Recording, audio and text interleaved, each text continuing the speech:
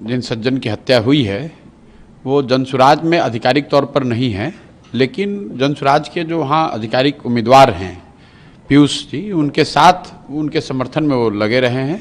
और ये दिखाता है कि कहीं न कहीं बिहार में जिस जंगल राज की बात होती थी, जो बाहर लोग सुनते थे कि चुनाव के दौरान बड़े पैमाने पर हिंसा होती है, वो कहीं न कहीं उसी को दर्शाता है।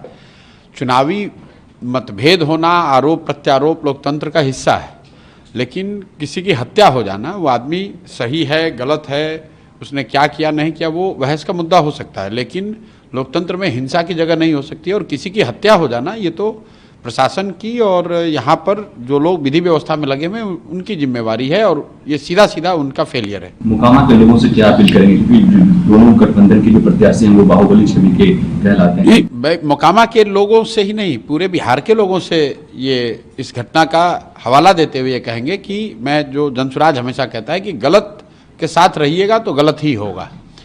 बाहुबली किसी जाति का हो, किसी समाज का हो, आपके गांव का हो, आपके विचारधारा का हो, जो गलत है वो गलत है।